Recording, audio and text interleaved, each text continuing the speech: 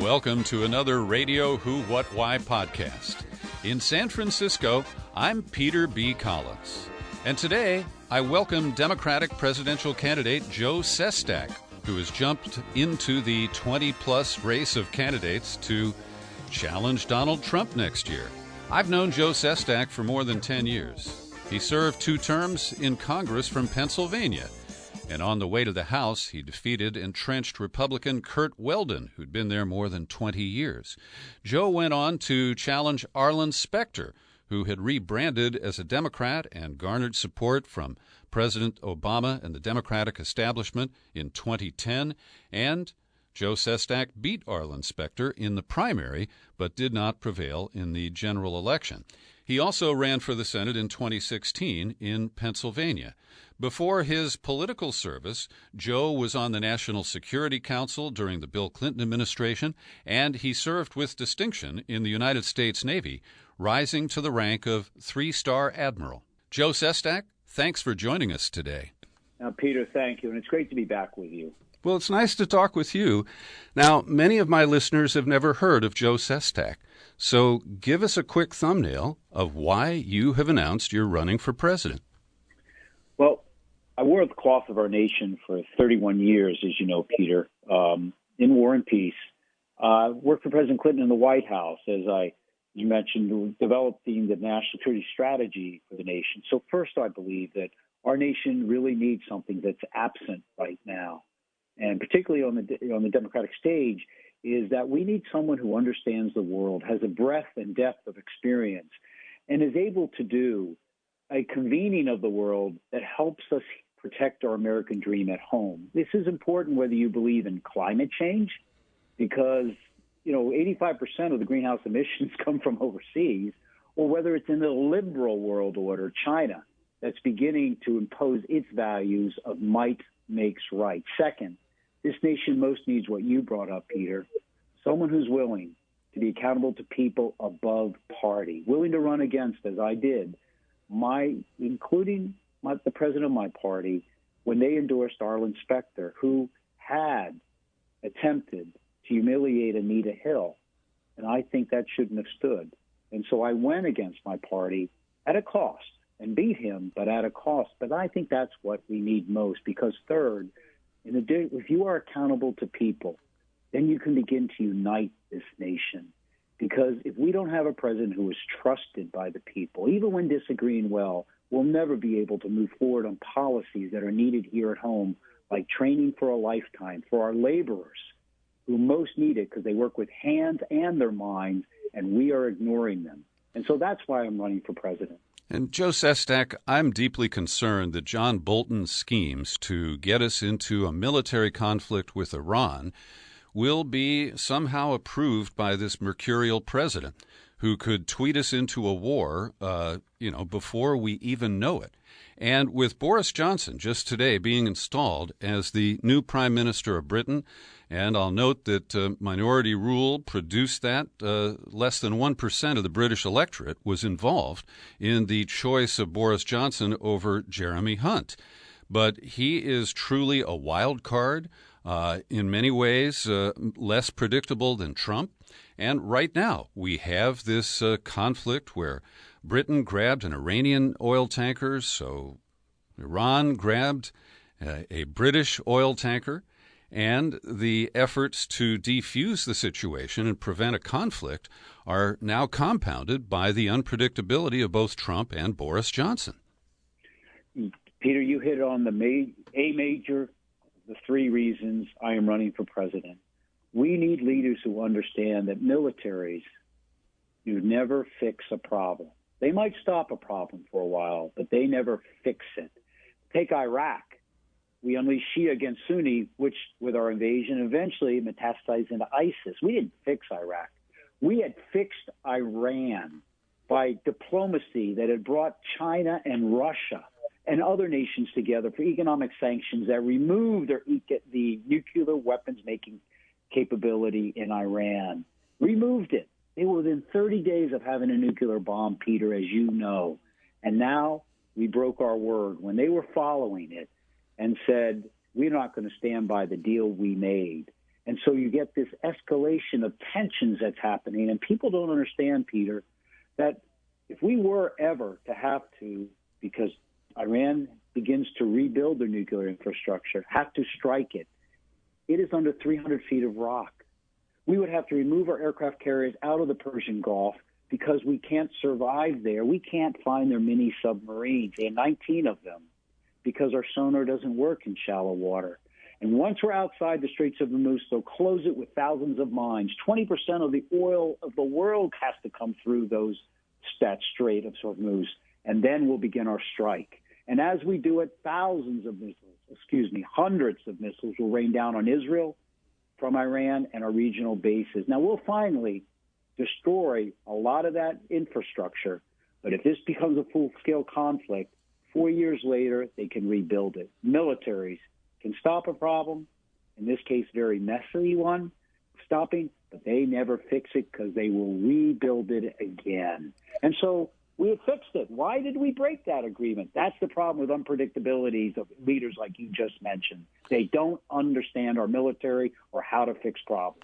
And Joe, I really appreciate your awareness of the consequences of an engagement with Iran, because Trump and Bolton and Pompeo seem just so blasé that, we can attack just like we did with a coalition in Libya, the covert operations in Syria that went sideways.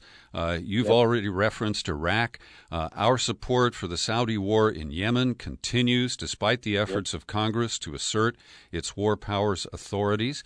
And I really believe that Trump is oblivious to the potential consequences, and that people like John Bolton lead him by the nose. I have to agree that we are like scattershotting of how we are trying to approach challenges in the world, and with little understanding of what militaries can and can't do. And here's what else he's missing, Peter. As an example, when I arrived in the Arabian Sea with my aircraft carrier battle group to do the strikes against Afghanistan after we had been struck at 9/11, and the Taliban refused, and we tried to get them just to kick out al-Qaeda, they refused. So we were going to strike, as you remember. When I arrived there was an international armada waiting for us. Italian ships were there. So were Japanese, who had not been outside the seas, Japan since World War II, Germans and others to join. They outnumbered us, my carrier battle, to join the American battle group because, as the Italian Minister of Defense has said, America has been attacked, and we will be there for them. My point is this. If you want to convene the world against a danger or a harm, or to prevent it, like we did by convening the world to do away with the nuclear weapons capability of Iran, by bringing together nations to join us together to disarm it, not by war, but by other efforts, we better have a leader who understands that we don't kick allies and leave them bruised behind and come home behind walls thinking we'll become great again. What we have to do is ensure that we work with allies and friends of common values so that together we are able to deter, or together we'll be able to compel against injustices in the world to protect our American dream here. And there's no concept of this as we're retreating from the world. That doesn't mean with our military. That means like our forefathers did after World War II, and our military stopped Germany at World War II, but there was the Marshall Plan that fixed fascism so it became a democratic state. That's how we convene the world. Joe Sestak, in this hemisphere, there has been a lot of pressure on the Maduro government in Venezuela. The U.S. sanctions are crippling the country, and people are dying as a result. What is your position on regime change in Caracas? I think we should be working with the Organization of American States. Again, those nations that together do not want a president in there who has actually ignored and rigged elections and is harming his people with a GDP that is actually, the economy is the worst in the world for a nation that is not at war, and a GDP that's plummeted since in the last few years, 1/3, and inflation just out of sight. And so we need to compel them, not by our military, but by the pressure that we have there, by making sure that They have the world's largest oil reserves, for example, but they are importing enough for food and medicine. We have to let that happen. But we should be targeting those individuals that include cronies of the government officials where there are cartels there that are looting the country. And then we can do that with our monetary capability because because the dollar is the common currency throughout the world. To stop that, force them to understand that they are suffering also. And so my take is that this is one where we need to stand for the right values, but in concert of those of the hemisphere, the Organization of American States, and compel them through the proper economic or monetary sanctions to the cronies that are robbing their people there, that eventually this will not stand. And let that change happen down there among the populist movements in a democratic way that is occurring. And Joe, I understand your points. I don't share your view that the Maduro election was rigged. I've interviewed international observers who were there who say that the Trump election in 2016 was much less credible than the Maduro re-election in 2018. That said, it is a government that has failed, and I think that it needs support and not sanctions to try to move forward. And I think it's been targeted because it's a socialist government that is an easy and ripe target for the American right.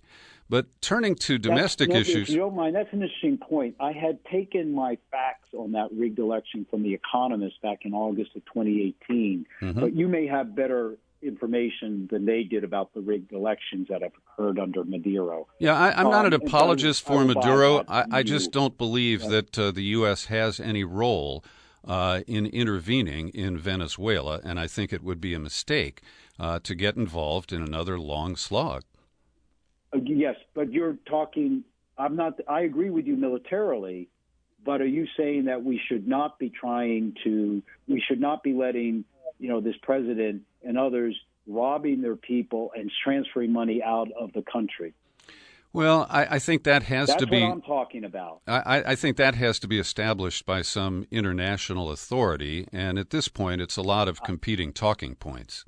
I think you're good, but that's why I'm going to stop with this, but that's why I said it's not us unilaterally, it's doing it with the Organization of American States. And I have to agree with you, we do not want any slogs. I was talking about the kind of intervening in the money, because a lot of this, as you well know, is coming from drug cartels that support the cronies in the government, and that therefore we should be impeding their money transfer to banks in Switzerland and all. That's what I meant by the sanctions on those people there, that we should not let that illicit money and start to hurt those people, not the people underneath it. All right. But I understand your viewpoint. That's what I was trying to say, probably less clearly than I should have. I get it, Joe. Let me turn to the critical domestic issue for the Democratic Party. Many moderates in the party say that Medicare for All is extreme and that it will lead to political defeat. And you have really built your political issues around trying to provide health care for Americans that's comparable to the critical care that your daughter has gotten in repeated bouts with cancer. So give us a clear statement of where you stand on Medicare for All, Joe. Yes. I believe first we need to fix the Affordable Care Act, and in doing so, have what I voted for in Congress, in the House side, before it was removed, Peter, as you know, in the Senate side, the public option. And the White House and the Senate took it out because of the pressure of the health insurance industry. I supported it because it would be a choice, not a mandate, a choice, to where people could see if the public option did provide better accessibility at lower cost, quality care. And it would be in the basket of choices that you could pick in the Affordable Care Act. So I call it a transition of choice for Americans, that if it's working, more and more move into it. And eventually it could move off into being something perhaps like the VHA is. But I do not believe that 255 million Americans who take health care, have some form of private health care today. That includes 1/3 of those on Medicare who, for example, on Medicare Advantage, down to those who are even on Medicaid managed systems, or like me, when my daughter's brain cancer came back last year, that all of a sudden there's going to be a mandate that you have to change your health care in 2 to 4 years or something.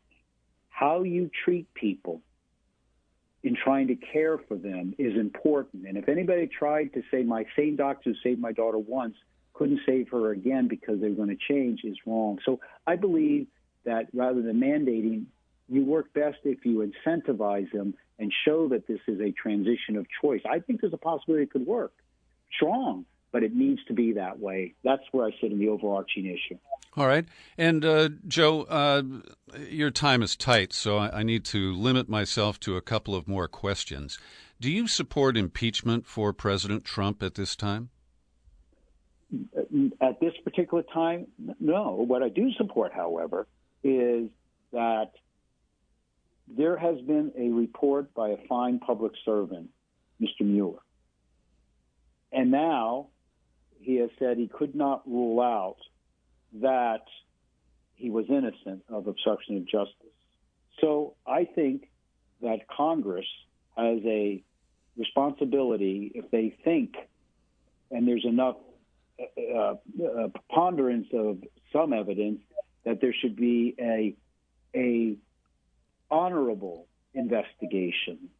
That is, not one where people are stating even beforehand they know that someone is guilty and should be impeached.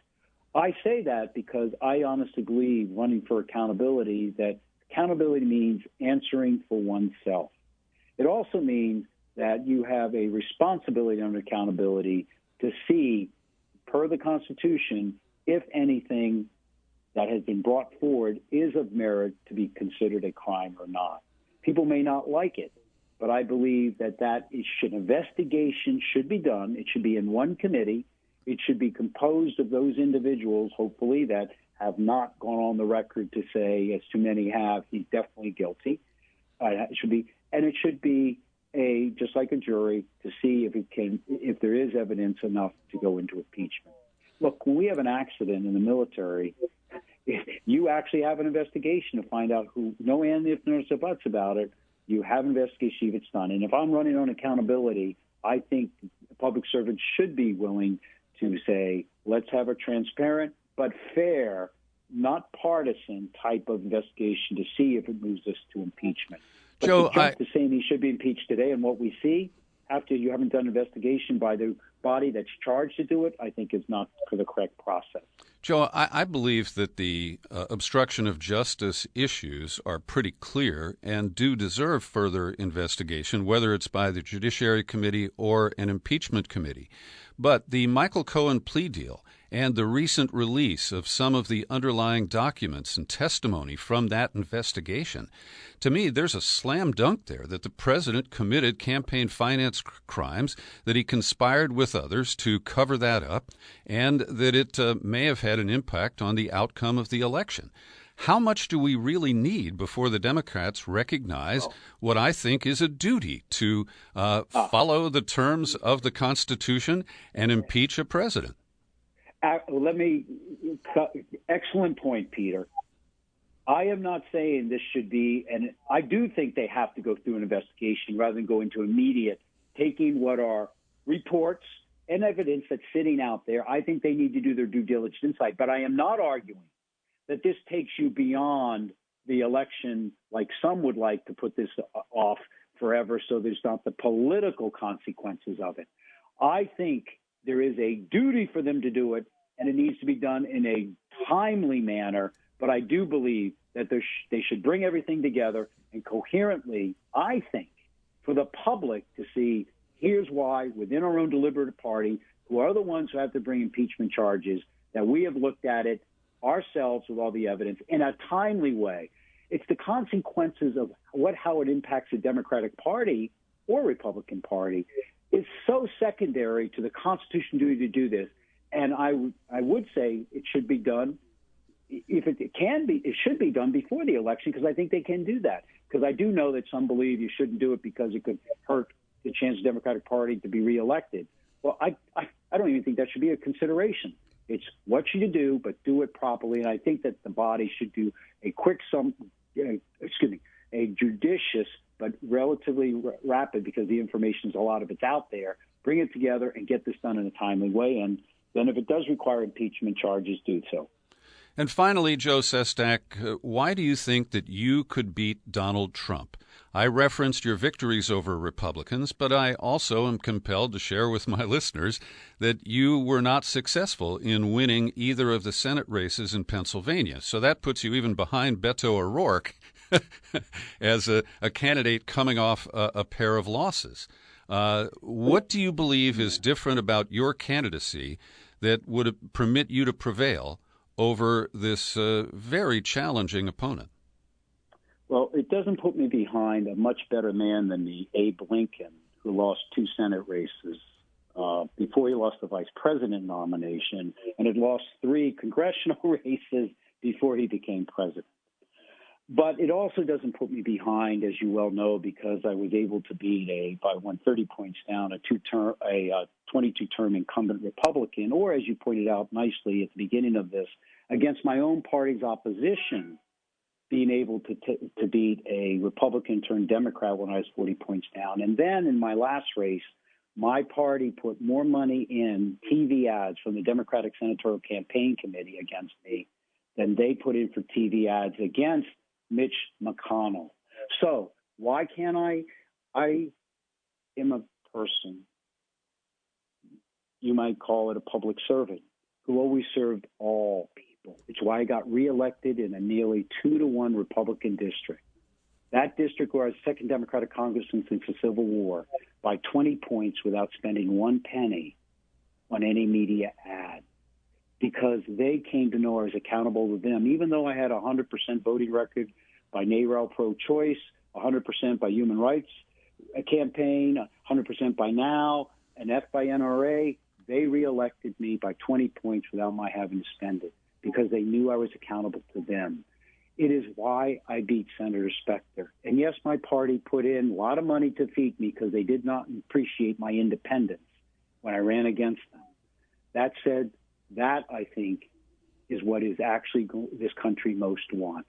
And that, more than anything else, is why, not just because I was a Navy admiral, served my country, wearing a cloth of our nation for 31 years, it's that accountability that has been demonstrated. I will be for people above party, people above myself, having turned down the same lobbying jobs, 6 and 7 figures, that 450 senators and congressmen have taken since 1998. I believe this nation yearns, more than anything else, for someone to be accountable to them. I'm not running just against Donald Trump. I am running for people. And that is how the Navy trained me to be. And that's how I was as a politician, public servant, not a politician. Thank you. Well, Joe, I certainly wish you the best. I welcome you to this very highly populated race. And in the past, I have never made contributions to political candidates who I interview or cover. But this year, because of the way the Democratic primaries are structured, I've made exceptions. And you will become the 6th candidate to whom I am donating $1. And my purpose is pretty obvious. I want to see your voice on the debate stage. I want to see your views reflected in the debate among the Democratic candidates.